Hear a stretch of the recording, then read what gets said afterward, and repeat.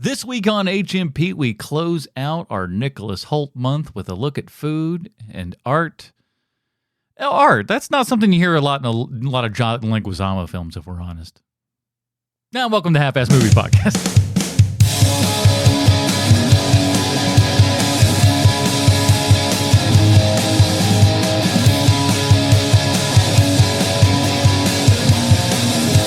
Ladies and gentlemen, welcome back to Half-Ass Movie Podcast, a show where we put together a half-ass theme as an excuse to watch movies. My name is Adam Portress, and joining me today, he exclusively eats foam, Sweet Sean Kovacs from the internet. All foam diet, that's me. And just like tuna tartare, Bruce Leslie is off the menu this week, unfortunately.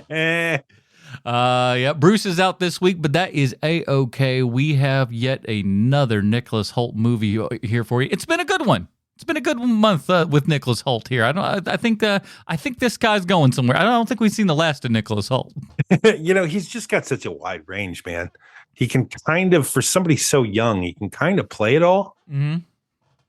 He doesn't look like this man, but I think that he has the same tools that the person I'm about to name check has.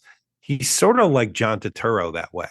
Like John Turturro can play anything, and it's great. Yeah, it is true. He is one of those guys who's like, you don't think about it at first, but Turturro's far more wild across the board than I think a lot of people would give him credit for. Ooh, there's a good month for us, John Turturro. It would be great. He's been in a lot of movies where I'm like, you know what? Is that one of my favorite movies? A lot of bangers. Yeah. Also, I will say this about your Leguizamo comment. It's not his fault that Hollywood in the 90s and early 2000s was like, we need somebody who can play the most annoying character anyone's ever seen. I mean, he was in a movie called The Pest, for Christ's sakes. Exactly. Well, that's his own. Like that is his fault. But like, there are a lot of roles that guy took that was because the man needs to work. But like, my God, man, there's so many movies where it's like, we need you to play the most annoying human being that's ever been. And he's like, got it. He just goes, let me stop you right there. I think he has like, I think that if you can give him something just from his role in the menu here, if you can give him something where like it's a little more than what we're used to seeing from him, I think he can come to the table. Because also like, he's stealing scenes away from Patrick Swayze and Wesley Snipes in that movie that isn't Priscilla, Queen of the Desert, whatever that movie's called. White Man Can't Jump. It's not that. You know what I mean. You even know the movie I'm talking about. Drawing a blank. It's like Jeopardy. It's my Jeopardy moment. To Wong Fu. To Wong Fu. Thanks for everything, Julie Newmar. There we go. Yes. It's he's an interesting character, John Leguizamo, and like there are moments where I'm just like big fan, other moments where I'm like I hate your guts. God, man, it is both things with that guy. It just is, and I realize I'm being very charitable to the man at this moment because a lot of the problems that people have with him are self-induced by him. Oh, for sure. I mean, listen. My favorite bits about John Leguizamo, we're covering Nicholas Hoult this week, but my favorite part about John Leguizamo is, and I think it comes from a real place where he wants, more people of different ethnic backgrounds and stuff to get jobs and be able to, flourish in Hollywood. I do believe that comes from a very sincere place. That said, he takes all the roles. Yes. It's like, you are in a lot of roles you probably shouldn't be that could go to another actor that would help, propel their careers on a lot more than you've been in this career for 40 years. It also doesn't help that he's aging very well. Yeah, that doesn't help his case. But I mean other actors because we'll just get we'll get John Leguizamo. Well, we can just get John Leguizamo, so let's get him. Yeah. You know what I mean? Yeah, he's not too awful much, but, it's going to be a little bit harder to get Nicholas Hoult, I think, especially after James Gunn's Superman movie here coming out. So I think he may really kind of destroy in this. And like we said, we're seeing a lot of different performances and stuff out of Nicholas Hoult. this entire month here with everything. And I'm so happy that this movie came along, because this is yet another very kind of different performance from him. So before we get into all that, though, I want you folks to subscribe over on the YouTube page if you haven't already. Like us, give a comment for your mom and all that kind of good stuff. Here's one that I had with my in response to my popcorn video. I don't know why this one. It seemed weird, and I felt like I wanted to share for some stupid reason. You know, I'm a lover of the weird. Mr. Anderson 117 said, "You are a gift from God," and I was like, that seems a little much. That's a lot. Seems like I'm like, I just made a popcorn video. I mean, sure, it's nearly at 1 million views at this point, but is it, I mean, I'll take the compliments where I can get them. I'm not going to lie to you, but thank you. So, yeah, geez. Appreciate that, man. So why don't you guys head on over there to the YouTube page? You can listen to this show, all the other fine stuff that we do. I've got my filling in the gaps episodes out there of Eraserhead and Moonstruck, and I'm going to have a couple more home theater things coming up in the next little few bits here and everything. So check us out over there on the YouTube page. We really appreciate that, man. If you really love the show, and I mean you really love it, why don't you head on over to patreon.com/HMP. Join up at any level, pre-show, post-show, dingers. Just ask yourself, man, if I woke up on a Monday morning and HMP wasn't there, what would I pay to get it back for that month? Is it $1?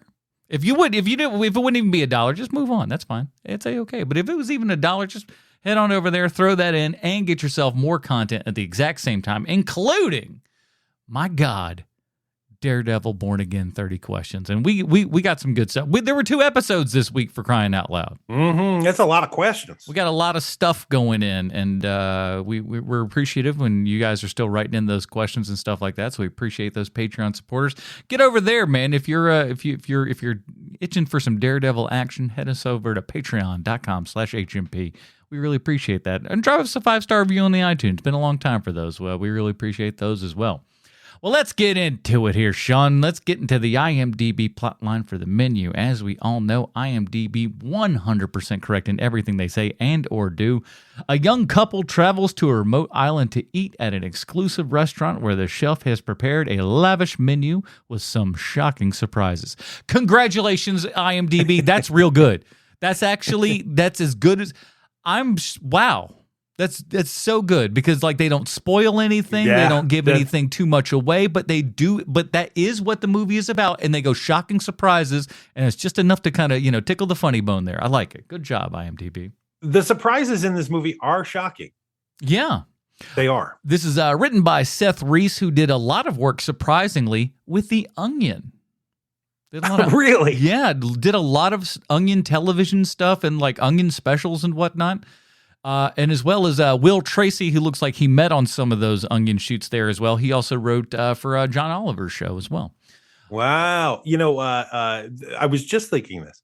Is there anything sadder than someone who is trying to basically ape the style of The Onion? And it's just not even close.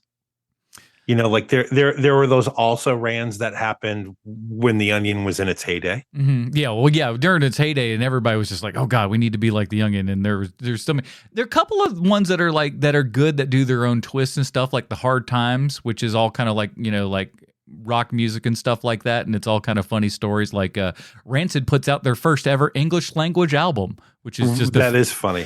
That is funny. I will give it to him. That is funny. There's some good stuff out there like that. And Babylon Bee used to be kind of crap, but like they've gotten a lot better over the years. They've kind of taken they're kind of where The Onion used to be, in my opinion. They at least. I totally disagree, man. I think The Onion I would have agreed with you until very recently. I think The Onion has been on fire lately. I haven't seen it lately. I'll be honest with you. I probably haven't seen an Onion thing in the last couple of months. So I may be, but the last bits I've seen is just like, oh, it seems like that, like headlines would have been funny like 15, 20 years ago. I'm like, this would have killed 20 years ago. Now it's like, this is so pedestrian. It's bad, but that's what I mean. They clearly have gotten new blood in their writer's room. Good. Because the stuff they're coming out with again is like edgy, edgy, edgy. And I'm like, good job by you. You're actually taking risks again. Excellent. Good. Yeah, good. Because it for the longest time, it was just like, wow, this is like a real grandma level joke here, guys. You should be ashamed of that. This is directed by Mark Malloy, who did tons of British TV, but also branched out and eventually did some Shameless, Entourage, Game of Thrones, and most recently, 16 episodes of Succession. I think old Mark here's doing all right. Yeah, I would say so. Yeah. Mark's doing A-OK for himself. This movie stars Anya Taylor-Joy, Ralph Fiennes, Hong Chow, Janet McTeer, Paul Adelstein, Reed Brimley, who is not Ronnie Cox. I guess he's who you get when Ronnie Cox is all booked up. But that is Judith Light. We also got John Leguizamo and, of course, our man of the month, Nicholas Hoult, as Tyler, the ever-excited foodie. So let me ask you an all-encompassing question here. And I know that we don't generally do this because we try to focus on the one actor with every month. Yes. I can't imagine. Like I did that thought experiment where, like, if you don't have Ralph Fiennes in this role, this movie is not even remotely close to being as good as it is. I couldn't think of another single actor. Like, even if you replace him with somebody like a Jeremy Irons or something who could pull it off, it's not going to be as good. Okay. I'll offer one thing, and it won't be as good. It won't be as good, but it's going to be as close as we got, I think. And I think within this milieu, he would also work quite well. Stanley Tucci. Tucci would be good. He wouldn't have the kind of raw power and fierceness, and it wouldn't be as scared of him as you are with Ralph Fiennes. There is something very scary about Ralph Fiennes, right? Yeah, like his camera presence, because we've seen him be awful at so many different things. That's true too. So he brings that with him, you know. I legitimately could not think of a single actor who would be a better fit for this. And also, you know, when I was thinking somebody like Jeremy Irons, I was like, but Jeremy Irons has that awful American accent. Like, it's terrible, his American accent. Whereas Ralph Fiennes, you don't even know he's doing one until like halfway through the movie. You're like, oh, he's American in this. Mark Strong could be okay, but I don't think he would be quite as good. Like, it's like right. It's like a maybe, but not. He wouldn't be as good or better, I don't think. Yeah. I think Ralph Fiennes is literally the perfect casting for this. I really do. And he has so many levels to what he's bringing to the table here. I just believe that Ralph Fiennes is this chef. I really do. Well, here's the thing. It's an interesting thing because here's Ralph Fiennes. No one's going to say he's an ugly man, but he's not like, you know, Hollywood charming, you know, no superstar or whatever. He's not as pretty as Nicholas Hoult. Let's put it that way. All right. Nicholas Holt's very, very good looking dude. He is. You know, Ray might have been that a little bit younger, but you know, but back, I mean, but these days, not nearly as much. Ralph Fiennes in the 90s is dirty good looking. Yeah. His Schindler's List, like, that's a good looking dude right there. But like, also, but dirty. Also, dirty and super evil, of course, at that point. So you're just like, I can't find this Nazi sexy. That's no good. That's no good. No, more like Strange Days, Ralph Fiennes. Right. That's a little better. But yeah, he is super great in this. But so basically, the idea for those that may not have seen it at this point, like the kind of IMDb thing said there, Nicholas Holt's like, hey, I'm this kind of I assume he's. At first, I thought he was like maybe like a food journalist or something like that, but he's not that. He's more of just the kind of over exuberant fan here and everything, and has got to. Spend an ungodly amount here to go on this special trip to eat at this special exclusive restaurant here and everything, and he's taken his original date canceled and everything, and he got Margot, played by Anya Taylor-Joy, to tag along with this, and of course she's not super into all the crazy foodie stuff and everything. So let's get into half of that for a second here, because I think this is part that we need to kind of get into here. Is what are our thoughts on this kind of fine cuisine and fine dining and things of that nature? You already know my thoughts on people who classify themselves as foodies. Basically, what you're telling me is you're a pain in the ass. They certainly can be. I think that I have over the last few years, I have gotten to a point where I think that an expensive dinner is worth it. Like you are paying for that. You're paying for the ambiance. You're paying for the food. You're paying for the expertise, and it is totally worth it to do that. There was a time where I would have been like, this is stupid. This is something, but experience means a lot to me these days. The more stories, the more experiences that you put down, like there is such a thing as eating something and having it be the best thing you've ever eaten. Oh yeah. That doesn't necessarily mean that it's going to happen at a $2,500 a plate restaurant, but you have a much better chance of having the best whatever you're eating at a expensive restaurant than you do at some mom and pop around the corner. It can kind of all there's always varying degrees and stuff like that, where like those meals can either be the best thing or like this is absolutely horrible, or you go down to a Greasy Spoon and that's the best burger that you've ever had. So right. The example I always use for this is that when I lived in Charlotte, there was a very, very expensive Italian restaurant that was on Moorhead, and I used to like going there. But if you want the best chicken parm sub you've ever had in your life, you need to go to Portofino's on Eastway, which is like, it feels like you're taking your own life into your own hands when you park in their parking lot. But it is so incredible that you've never had a better one. And so you don't go to the, $120 a plate restaurant. You go to the mom and pop that's next to the Walmart. Like that, and just that juxtaposition. When I hear foodie, I immediately think, well, I could never eat at that mom and pop restaurant. No, I'm sure you couldn't, because you are a gigantic pain in the ass when it comes to eating. I'm sure. Yeah, and we'll get into some of that within the movie itself, because there's a lot of Well, there's a lot of class warfare here too, like a ton of it. Yeah. It's like watching Caddyshack, quite honestly. Put it on the poster, everybody. The menu, an awful lot like Caddyshack. It is, because it kind of sneaks its way in there like Caddyshack did. I mean, yes, sure, the main character of your movie, not like they do in Caddyshack, isn't literally driving his POS over the railroad tracks to get to work like you see in Caddyshack. But it does sneak its way in there where you're like, oh, of course this is about class warfare. Of course it is. Hey, which one of you bozos wants Frogora? let's just put that in this movie. Make it happen.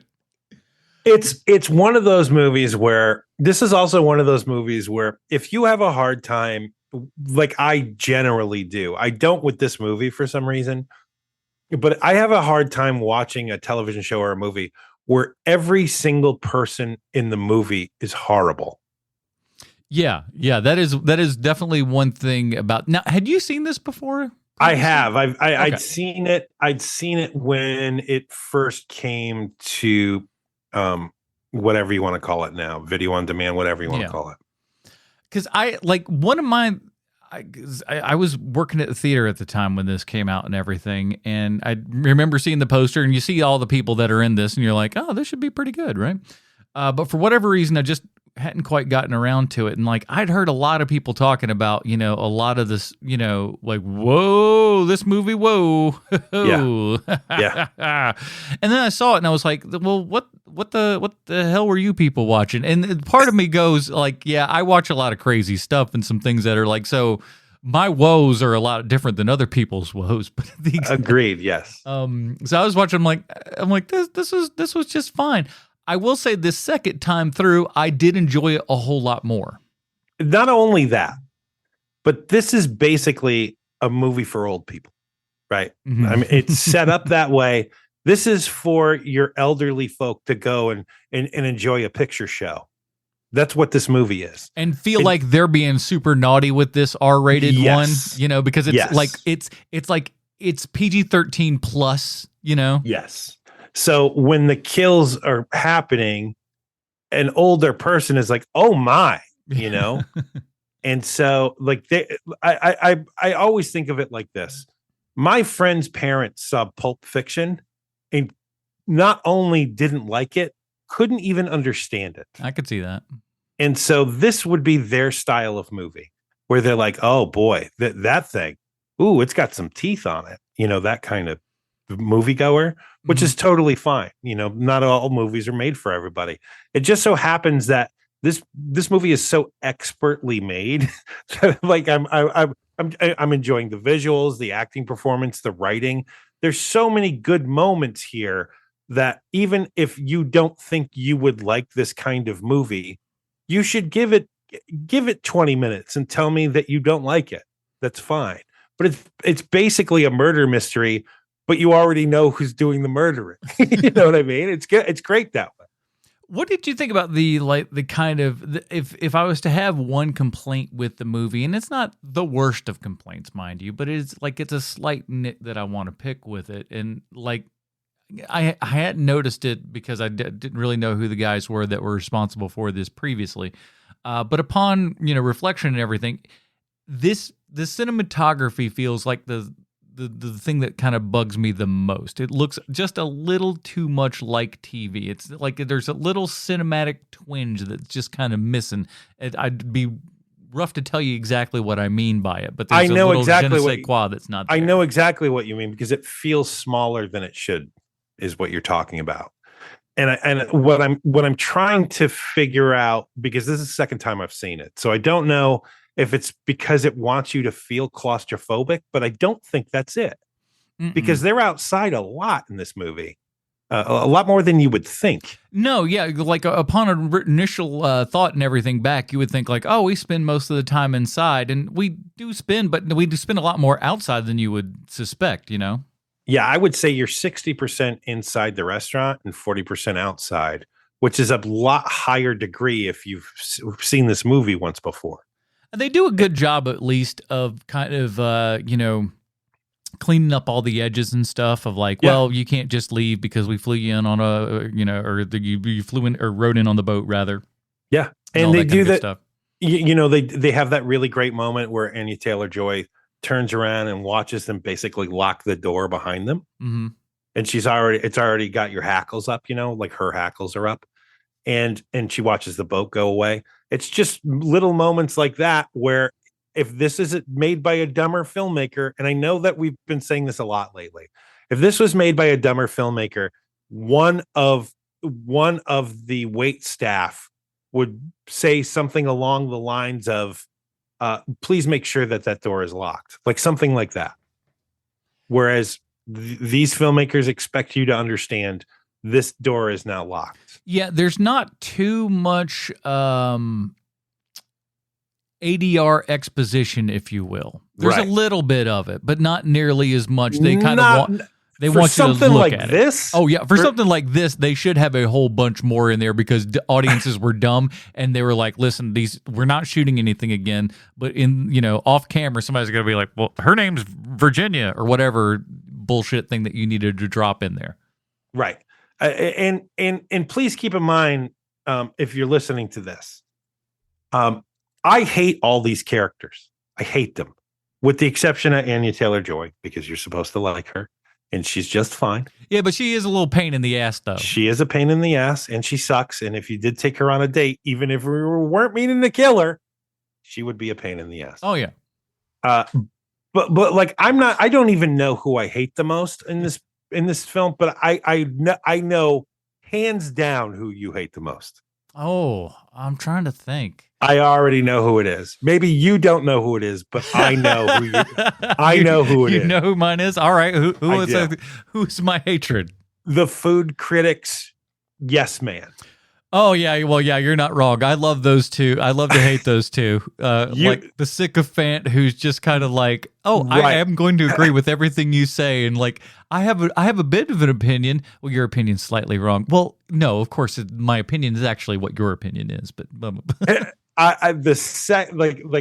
watching it the second time around, because I originally would have guessed it would be the food critic. Mm-hmm. because she is the worst. But even worse than her is the nipping dog at her heels. And yeah, the guy who just wants any kind of like, he is the guy getting her scraps, which is a sad state of affairs here. From the food critic. Yeah, it's when you're the hanger on to the food critic, that's something else. And I was kind of surprised on the go through of this, because I fully expected to have a very long conversation today with you about the lady food critic and how much you hate her. But then once that dude started really showing up, and he's hiding he's the only one who hides like a like a sycophantic dog in that chicken coop. And I'm like, even his escape is unmasculine. Adam hates this dude with a blinding passion. I do love how he's hiding in the chicken coop, and his reward for being the last one found is a special little treat for him. And they give it to him through the hole of the chicken coop and then close the door back up so he can enjoy his food. That is funny. That is a good thing. I love that. It's like, hey, you were the last one to get caught. Here's a special little treat for you. We're just going to let you enjoy that, and then we'll bring you back when you're done. It's so good. It is, man. There are a lot of nice touches. Like there are. And don't get me wrong, I do think the movie is imperfect. Like I know that I'm singing its praises, but there is one thing that I can't abide by. So they are in a working kitchen. Mm-hmm. They are cooking food all the time in this movie. So why are there all of those copper pans and pots hanging over their heads the entire movie, the kitchen staff? Because it'll be empty if they take them down. That's what I mean. Frames not being filled up with stuff. That's what I mean. If it's not going to be practical, then don't put it in the set. And so you have all of these people who need pans and pots on a constant basis. Everyone's on fire. Everyone's running around. And those copper pots are pristine and perfect. And it makes me crazy when I see stuff like that. Yeah, if honestly, I think if most people saw the pots and pans and stuff that are actually in kitchens in restaurants, y'all probably wouldn't be going to. Now they're fine, they just don't look good. They're ugly and they're gross, right? Because they've been used forever. They got bangs and dings and dents, and you want those bangs and dings and dents because it means that the person knows what they're doing. Yeah. Something's going to get smashed through a dish. It just happens. Things are going to get disgusting and like smashed up and everything. Someone's going to drop stuff. Never trust a person who has perfect tools. Never. What do you, I mean, so I liked, again, there were so many neat things kind of rewatching and stuff because I think the first time, again, I think I had a little expectation problems. You know, right. Because I was waiting for the other shoe to drop on something wild and crazy to happen, and that never, what I was sold never really happened. So this time, I'm listening through about more of the, just the comparisons on art and how the food specifically in this case, but you can transfer food to any kind of art form and stuff like that. And I think this movie does have a lot to say for the act of art, the, kind of consuming of it, the critique of it, the, living through it and, doing something offensive like John Leguizamo's character, which I love that, he's so petty of all the people that are in this room. It's like this woman has, she's destroyed lives with her bad reviews and stuff. Things have happened like this guy is, he's just a rich asshole who just spreads his money around, doesn't give a damn about people. These guys embezzled money, but this guy made a movie I don't like. I'm gonna kill this guy because he made a movie that I thought sucked. But at the same time too, there is a great little bit in there because if you know restaurant people and stuff, they don't have a lot of free time to themselves. So they do. It's like, hey, that 2 hours I had on my one day off, I wanted to get some joy out of my life, and I walked into this piece of garbage, and you ruined my one day. And he takes it out on him by killing him. I think that's what a great idea. Well, this is kind of the voice of the movie here. What you're speaking to specifically, where they know. First of all, they want you to know. They know that this like high-end boutique, expensive, luxurious dining is bullshit. But so is all art. So like whether you're a chef, whether you're a painter, whether you're a director, whether you're a musician, it's all bullshit and it's all relative. And it all depends we can across the board agree that Caravaggio probably painted the most realistic human beings during his era, because you can look at a person and then look at a Caravaggio painting and be like, oh, that's the same. Mm-hmm. But everything else is just up to you. And, Mona Lisa is a priceless work of art, but there's also other works of art that are as good as the Mona Lisa is. It's just that the Mona Lisa, once it got stolen, in the 19th century, and then they refound it, everybody was like, well, this is part of our combined cultural heritage. This is the most important painting on earth. Even though it's not, it is. That Mona Lisa got a good press agent, man. That's all it is. That's all it is. But that's kind of what it is. Yeah, that's kind of what it is. And so that's what this movie is trying to tell you, is that very thing.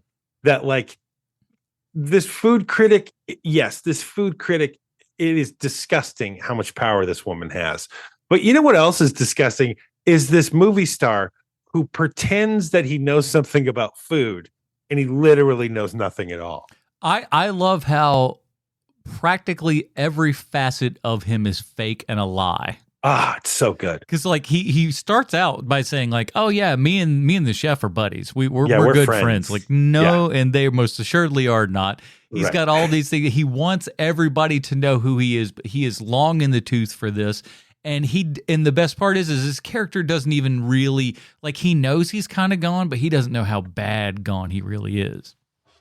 Because he's at the end, like when he's talking to the guys and stuff, he talks about it with a ferociousness of somebody who's actually doing something.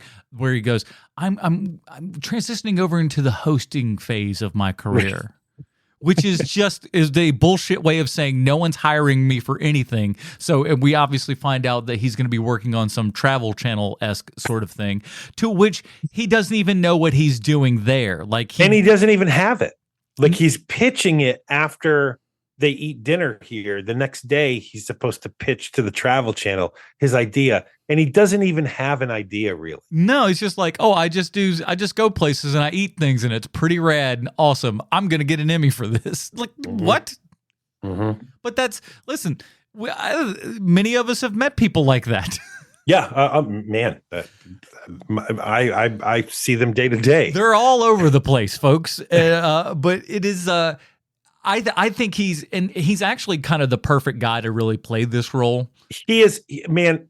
This might be his best role because it is so deep in the bench.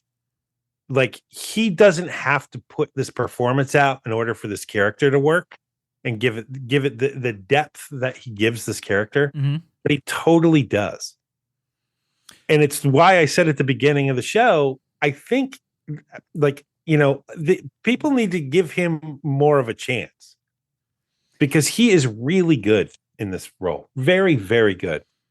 The movie's not good, but he was good in The Happening. Like, as a guy who's, running away from the wind and everything and stuff like that. But like that's not a movie that exists. He feels like an actual like real father in that situation because he kind of plays it low and I have wiped all memory of that.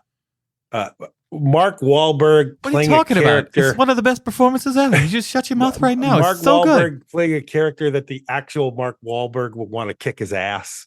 I looked in the mirror this morning right when I was getting my makeup on. I want to beat that guy's ass. I got to beat that guy's ass. And honestly, just the pitch. You pitched a movie studio. What if plants got angry with us? You know, It's the dumbest. It's the dumbest. It is so much hubris. It is so much hubris, that movie. M. Night was just exploring the space at the moment. Just let him be. Just let him be. You know, there's no wrong answers. This is a safe space. Yeah, okay. I want to get to this. Mm-hmm.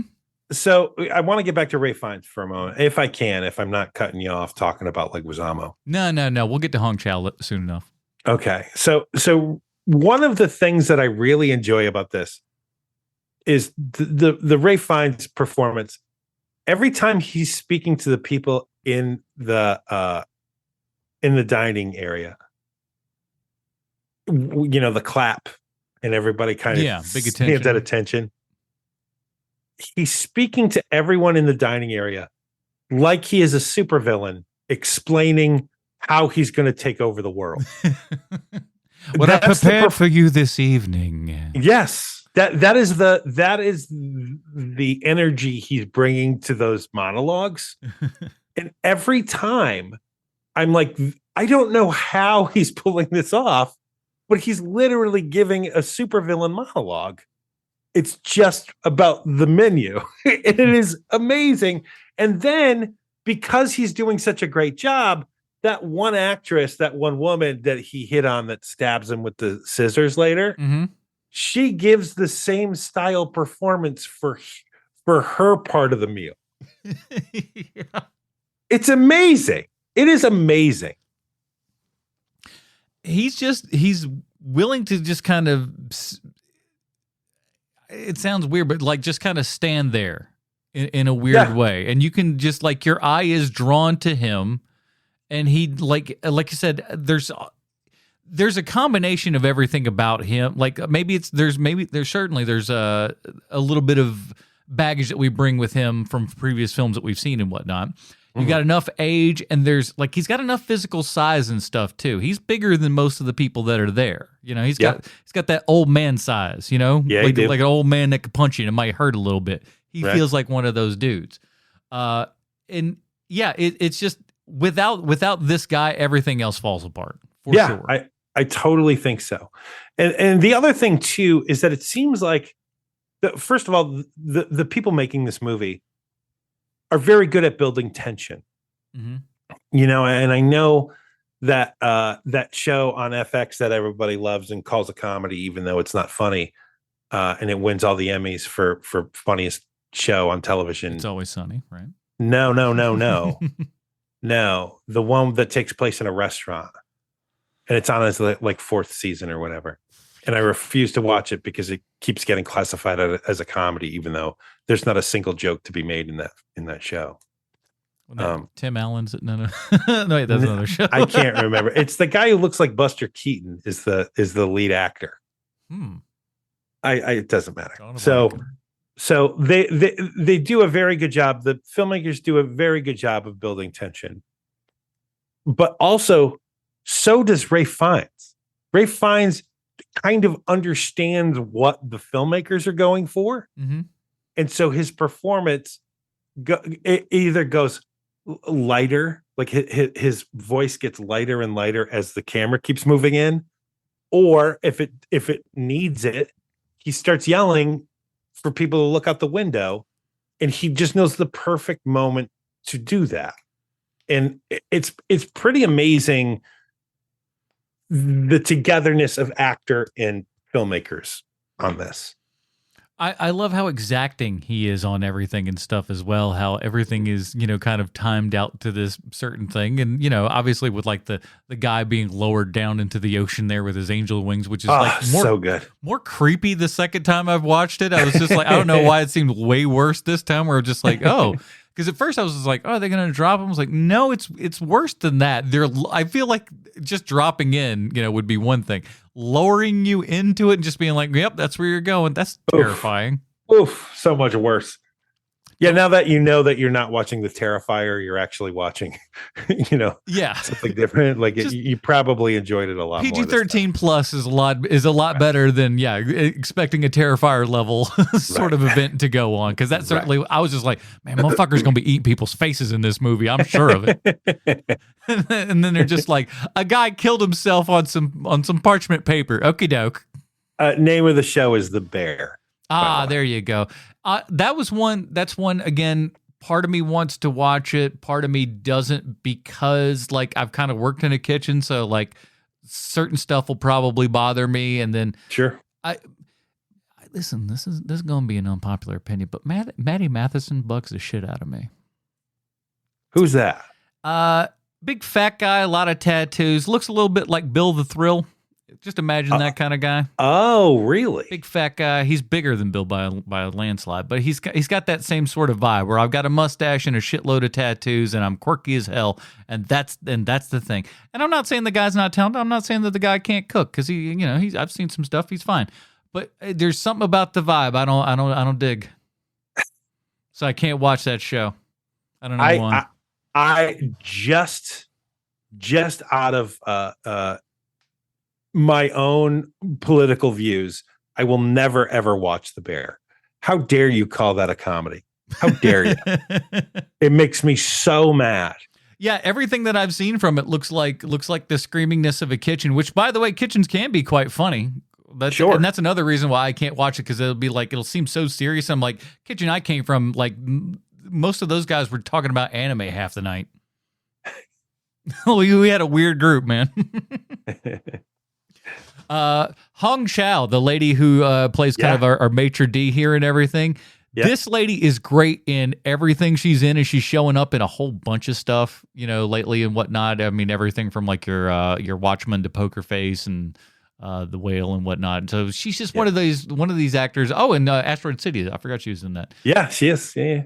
But I don't know. She's got a great face, and I love all of her line deliveries and everything that she's in. She's just got an interesting presence to her. I think that she is going to, because she always plays the angry Asian lady, right? She's always the angry Asian lady. And I think that she has been her career is longer than you think it is. Oh, yeah. And I think it's going to be longer still, because she's just going to keep playing angry Asian ladies, and it's going to get better and better the older she gets. And so I think 30 years from now, she's going to have so many roles of angry Asian lady. Oh, yeah. That at some point they're going to do a switcheroo with her where they're like, what if we make her the likable Asian lady? Yeah, but that's far down the line. Yeah, she's only mid-40s now, so she's gonna she's got at least another 15 years before they even switch her over to the lady that has this sort of thing. Right. And then like you said, then one more switch around of like, oh, now she's nice auntie now. Right. And she has because she has the face of somebody who just seems very angry all the time. That's but could also be very sweet, but could turn on you on a dime. That's the thing, I think. Yes. It's like, oh, yes, it's very nice. I'm going to kill you. Yeah, she's 4 foot tall, and you're scared to death of her because that's just the type she is.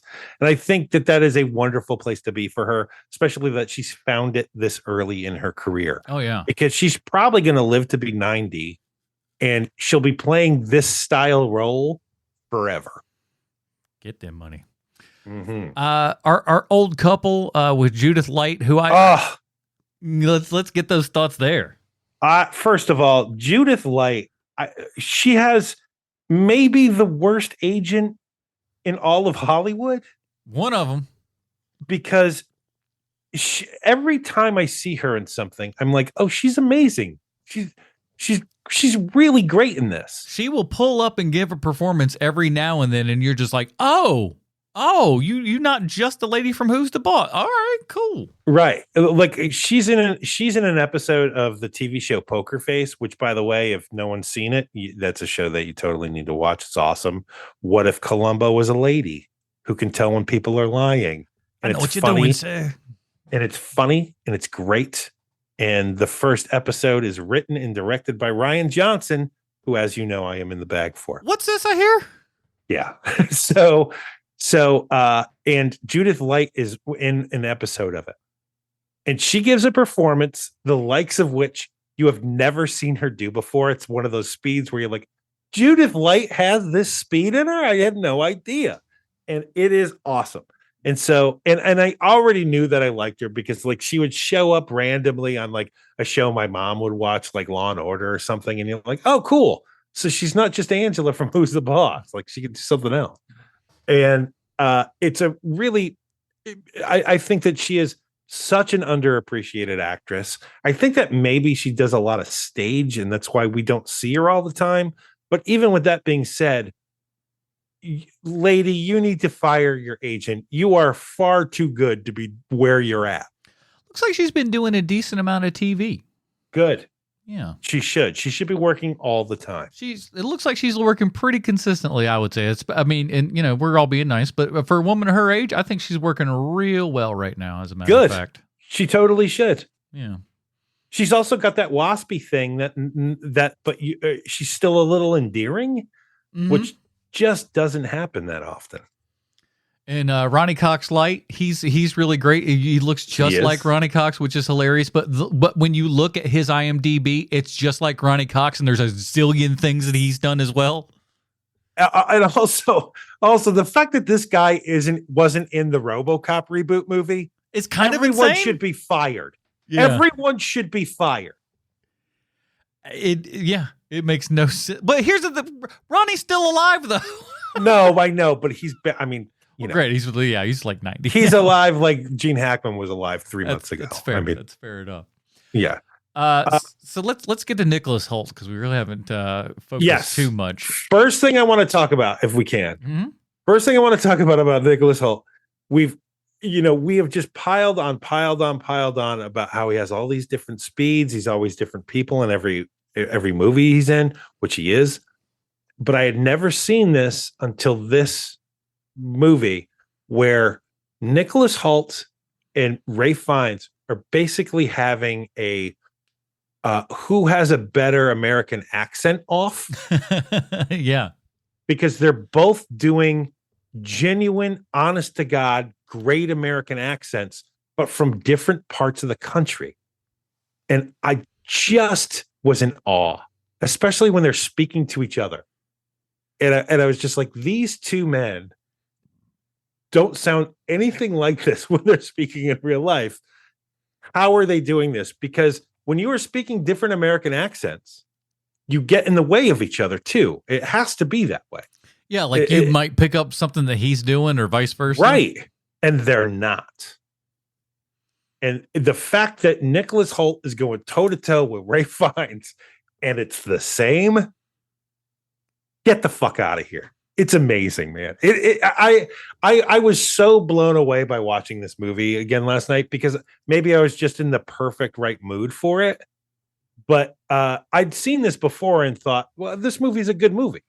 I did not take away from it what I took away from it last night. Yeah. Well, Anya Taylor-Joy, also not American. Right. Another one that you forget. Oh yeah, like she does those accents so often and so well that you forget. I do. Like, oh yeah, that's right. She's from there. You caught me stone cold busted. I'm red-handed here because I did not remember that she was an American. So you are right. It's nuts. But yeah, everybody is doing a really great job here. Nicholas Hoult, like his kind of like aloof, but also like super mad at everything that she's kind of doing wrong and stuff. The little kind of eye rolls and stuff where he's when he's eating or ignoring her or talking about very specific things and stuff. He has these very interesting mannerisms that are all just very smartly done for what that character would actually be. Yep. I love when, again, this is a great thing that like didn't hit me quite as much on the first time, but this time definitely did. Of this, this is a guy who seems to know it all, who has this passion for all of these things, but when the rubber hits the road, he doesn't know how to cook shit. So, we get up and embarrass him in front of everyone like this. And like, I thought that was just so great. It is.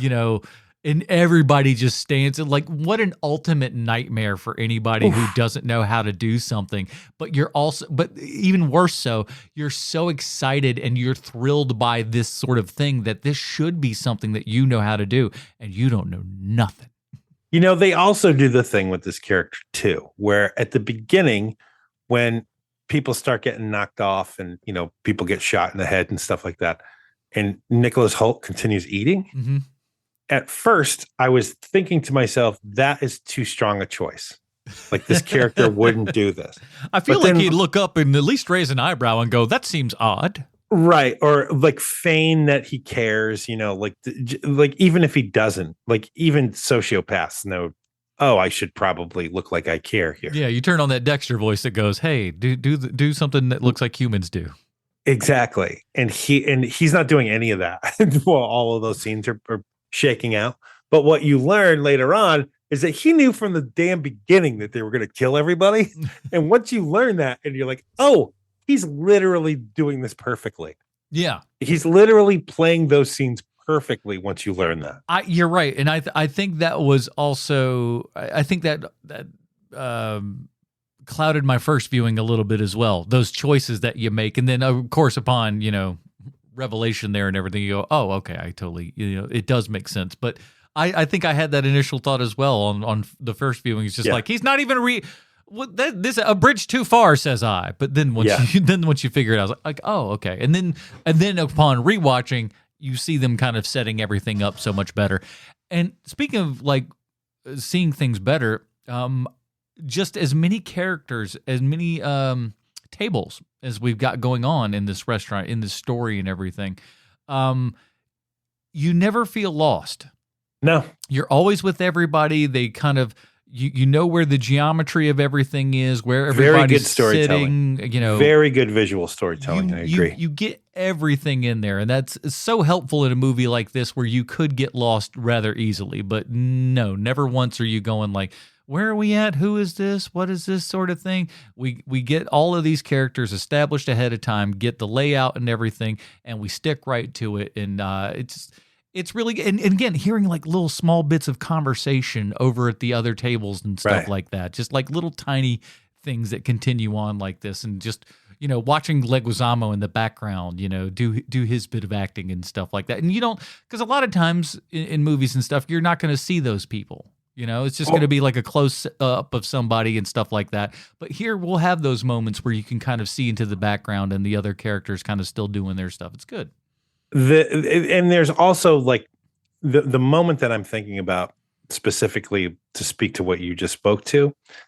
Judith Light at the end of the movie, when Anya Taylor-Joy turns around to look at everybody as she's about to leave, and Judith Light gives her the okay. Just like, get out of here. You need to go. Like that kind of thing. Mm-hmm. There is so much about that character that you have just learned in that moment about Judith Light's character, where she's like, one, doesn't blame her for being the prostitute to her husband, and two, that she wants to see her go, and like that there's an attitude of like, listen, if somebody can save themselves, they should. You know, and I don't think there's many people in that room who would feel the same way. And in comparison and stuff to the rest of them, you know, she's more of an innocent, but just because like she, like again, the plan was for all these specific people to go in here to die. And that's when she's kind of that monkey wrench in there that goes, oh, you don't quite belong here. Who are you? The other person's supposed to be the one that goes. You know, this is going to sound like heresy to you, but I just realized this while we've been sitting here breaking this movie down. Mm-hmm. This movie has the ability to be looked over the same way we look over John Carpenter's The Thing, where everybody's stuck in a place, everybody's got their own motivations, everybody is showing you speeds that you didn't know they had at the beginning of the movie. There isn't really a weak spot in this movie, like performance wise, where you're just like, come on, man. You know, like there's people who are performing better than others for sure, but there's so many great performances here that I could see 30, 40 years from now, people breaking this thing down, like people 40 years later breaking down John Carpenter's The Thing. I could totally see that. Yeah. Yeah. It's again, when we initially thought this, I was just like, oh, I've seen the movie before. I thought it was all right and everything. I did not too awful much to write home about. But this time, I think you may be right after having seen it this time, because it does lend itself to a little bit more dissection, I think, than you would have initially thought at first glance. Because like I said, I think it has a lot to say about art, about the criticism of art, our experience of art. So like you really, like I said, be it food or movies or, you name it. I think there's a lot of very interesting thoughts and stuff that you can, kind of explore while watching this movie, and, you talk about it later and everything, going like, oh, what about this? What about that? And like you said, the very much value that those things have, but also at the same time, the triviality of it all as well. Right. And, the other thing about this movie too, is they need to start making more movies like this movie where it wasn't made for a lot of money. Mm-mm. We're probably in the under $30 million range to make this thing. With this cast, I'd say so. That sounds about right. And it is a clockwork perfect thing. Like you're not going to outdo the menu at being the menu. And it's just people who really know what they're doing. And if you like movies, there is a 95% chance you're going to like the menu. It is just one of those things. Like you, when I first saw this movie, I didn't dislike it. I was just like, oh, that's a pretty good movie. But on second rewatch of this thing, and you can see all the working things happening while you're watching it a second time, You're like, holy shit, this movie is a hell of a lot deeper than I thought the first time I watched it. Yeah, much more appreciative of it the second go around, for sure. Right. Another thing I want to talk about here is that I have two beliefs coming away from this movie, watching it this second time. One is that I believe that Ralph Fiennes had to learn to actually cook to be this character in the movie. And you can tell just by the way that his hands are working with the food when it's the two shot of him in the kitchen. And you can tell Nicholas Hoult doesn't know what he's doing, or at least can certainly act like he doesn't know what he's doing, because I about fell out my damn skin watching that. I was like, no, what? Oh, you're cutting it into shallot? What is this? And Fiennes he comments on it. It's like, what is this mess? It's so I'm good. like, I feel the same way, dude. I'm jumping out of my skin going like, oh no. And he also has an economy of movement also when he's doing the cooking, like somebody who's been doing it for a long time, which I think is excellent. They did a really great job teaching him how to do this, if he didn't already know already, because he's a wealthy man who has plenty of free time. Yeah. So that's one thing. And the second thing is that I noticed it this time, and only this time, just how much Anya Taylor-Joy is enjoying the shit out of that burger. That ain't acting. Yeah. She is enjoying the living shit out of that burger. And it's probably because it's the first time she's had a burger in her mouth in like 5 years from the time that they made this movie. Because that is not what an actor does when they bite into something and they really like it. Yeah. But you can see the goosebumps on her flesh as she's eating it. It's pretty amazing, the performance. If that is her acting, then she might be one of our finest actors. Move over Meryl Streep. It is incredible watching her eat that in that scene. I love the description. Yeah. Of the burger and everything. And it's just like where they describe that shitty burger that your parents just made for you. Yeah. And it's just like, I don't know I don't care who you are. If you're an American, that whole everything comes rushing to you. Yes. And you just think about your family just making shitty little hamburgers and in your kitchen. Oh man. So what an amazingly awesome way to kind of just poke at those feelings and stuff. And so good. So good. Just nailed it. And in two ways too. One, that even if you're not somebody who describes themselves as a food snob or a foodie or whatever, even you have to admit that burger scene in that movie is one of the finest food moments you'll see in a movie. It's so good. Another thing I want to talk about here is more so than anything I've ever seen her in. Anya Taylor-Joy, she just looks like a beautiful alien lady. Yeah, she's a beautiful fish alien lady. I love her. She's great.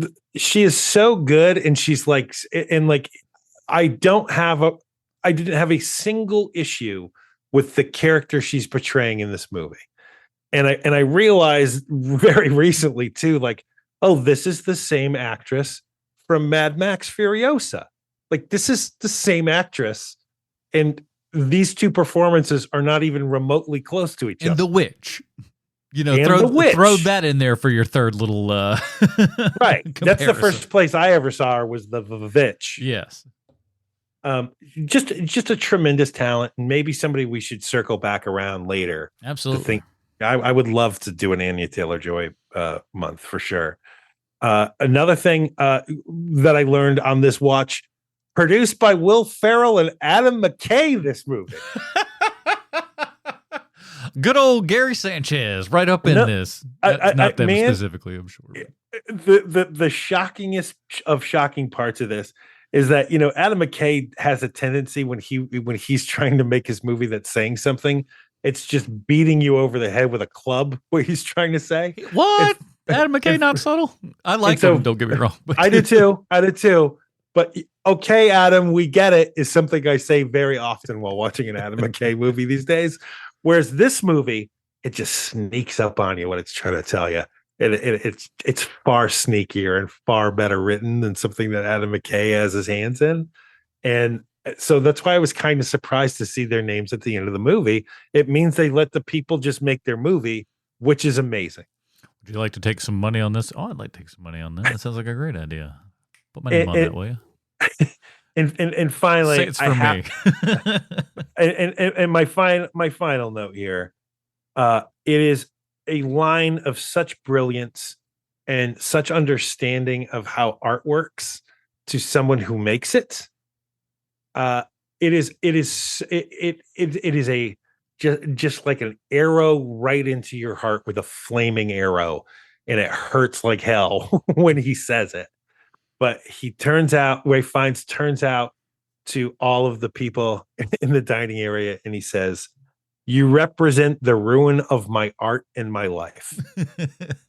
And it is such a hardcore line that when I heard him say it this time around, I hope it's a line that I never have to say. Like, I never want to have to say that line ever. Well, you all know why I've gathered you here today. Not the thing you want to hear. Right. But I mean, it is such a great, like, I wonder if they came up with the line when they came up with the plot of this, of the screenplay. I think so. I wouldn't be surprised, because it is, like I said, it is all about kind of like these people. He's bringing them all there to kind of reap what they've sown. Right. They've ruined him, so he'll ruin them. Yeah. Well, if you had to recast this role here for Nicholas Hoult, who would you have if you had anybody?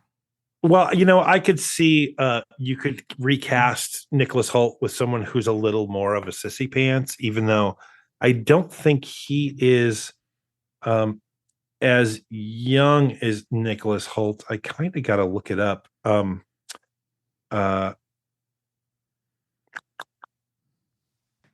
Oh man, I can't think of his name. Let me look for it. You give me yours. It's a tough one. It's difficult to find out. There is so much though, and I can't remember exactly what's fueling it here, but like, I am looking in this kid's eyes and I'm seeing Tom Cruise every second. Well, he does have he has a few Tom Cruise facial qualities to him for sure. And you got, he's got that $1 million smile, mm-hmm. Like, the bone structure is there. There's just something also not as ethnic as Tom Cruise is. I never thought I would say Tom Cruise is ethnic, but he is more ethnic than Nicholas Hoult is. Mamma mia, my name is Tom Cruise. Here I am from I just realized who I was thinking about. It's Jason Schwartzman could play this part. But it would be yes. It'd be a different thing, but he could definitely pull this off. Yeah. Be a hell of a lot greasier. Yes. Yeah, exactly. Like he would definitely, you would probably sniff him out a little bit earlier for sure than you would a Nicholas Hoult, I think. Yeah. And again, another guy who is a little too like old, but like think about like an early 2000s James Marsden could do it. Yeah. No, I see where you're going. Yeah, he could pull it off too. I'll just say Skippy from Saved by the Bell, or from rather, what do you call it? I screwed up my own Family joke. Ties, buddy. Family Ties. I think I was trying to choose which show I was going to go through in my head, and then I jumbled them up a little bit. You know, that guy, if he would have done that role in the 90s instead of in the 80s, he would still have a functioning comedy career. Oh, yeah. But he didn't. He did it in the 80s. You gotta pick them at the right time. Well, movies only come in two forms: art or fart. Where does the menu fall for you, sir? Not only do I think it's art, it's my favorite kind of art where it's really fun to watch, and it rewards you for maybe not being smart. I think smart is the wrong word, for being clever. It rewards you for being clever, this movie. And you know, you pay attention to background stuff and what's happening around it, because it will reward you for doing that. It's, again, though, not exactly perfect. I said how much I hate the set dressing in that kitchen. I hate it. But it is a 95%, like, this thing, it has legs. It's going to be around for a really long time. It just needs to find the right group of people. Yeah, it's definitely an art for me as well. Definitely liked it more upon the second viewing and everything. There's meat on them bones. Surprisingly, I would not have guessed that kind of going in. Like I remembered everything about the movie, but I don't know that I remembered, you know, maybe the substance of it nearly as much. Because I wasn't looking for people's faces to get fried off or something. You know what made me kind of like not look at it twice the first time is that it's too goddamn glossy. Like when you're looking at like the poster and the trailer for it, like they're trying to make it look like a super glossy, slick thing, and it's way more than that. It's okay. It makes it look like it's Big Night, and this isn't Big Night. Yes. You know what I'm saying? Those ain't the same movies. No, this is a far dirtier movie than Big Night, and that is to its credit. Yeah, you wouldn't want that in this, or vice versa. So, but definitely art for me. Definitely fun this kind of second time around here, and glad I went back to it another one, because certainly worth it. I think if you've been in that boat as well, you may want to give that a second run, because I think this is where that's at. That is it for this episode, everybody. We round up our Nicholas Hoult here, but we've got a happy sad one coming up here for next month. He is gone from this world, but we are going to take the month of April to celebrate the life and times of one Gene Hackman. Just one of the best there ever was to do it. And I think we were even, contemplating this at some point before the news had dropped and everything, because he is that kind of, he's one of those actors, and he's probably one of those, even after we do this, this Gene Hackman month here in April, good enough chance there we got plenty of Gene Hackman movies that we can go back for a volume 2 or 3 of this sucker as well, because of course, Gene Hackman has so many great flicks and stuff like that. So we're going to be exploring some of those. We're going to start out with one of his early ones with Francis Ford Coppola's The Conversation. Been a minute since I've seen that bad boy. I've I've recently bought it on 4K and everything, so very excited for this. It's out on I know it's on the Criterion channel right now. Usually that also means if it's not like a super art housey thing, it's very often on HBO. Couldn't quite tell you that for sure this time, but it's very often a case, so check that kind of good stuff out. But the conversation is out there. I mean, I would not mind buying that movie anyway. I love the conversation. It's a good one. I don't think you'd want to pay what I paid. We'll talk about that next week. Well, sir. We're getting into blank check territory with this because you with your 4Ks and him with his steel jackets that he likes, like it's kind of an insane thing. like you guys pay the most for movies I've ever heard of anyone paying for like physical media. Ugh, we got problems. Listen, I think I've been good the last month, but I've also bought other things for the home theater, so it's like it almost doesn't count. Sure, because it's going into watching movies, not musical movies themselves, I suppose. So sure, that's how you justify. It's like I didn't buy any movies. You bought all this other crap for it. Shut up. I'm having these conversations with myself, by the way. So yeah, we'll be checking out the conversation next week. So join us for that. Sean, plug something. Sure. Why don't you go to our YouTube channel where there's a whole lot of people who check stuff out over there. Heck yeah. But if you haven't, you totally should. And you get to see what Adam looks like. Which a lot of people are shocked about. You know what's funny? The popcorn video has actually done so well that it's reached people just very organically, right? Mm-hmm. And somebody goes, I clicked on the video and I heard this voice and I was like, hold on, wait a second. Didn't even realize that it was me or that they were clicking on something for the show or anything. Just clicked on that, heard a voice that goes, hey, wait a minute, that's Adam.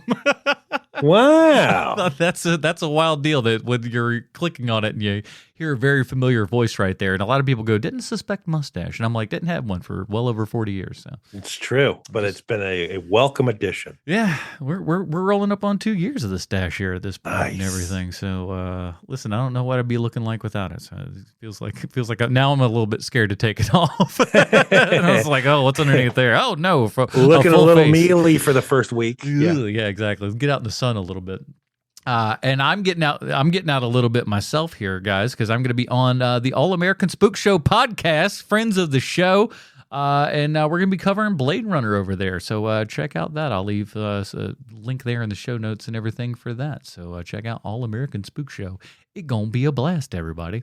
That will do it for this episode of HMP. Join us next week for the conversation. For Sweet Sean's and Kovacs from the internet, the absent Bruce Leslie, I'm Adam Portress reminding you to be a dirty baby and leave a comment for your mom.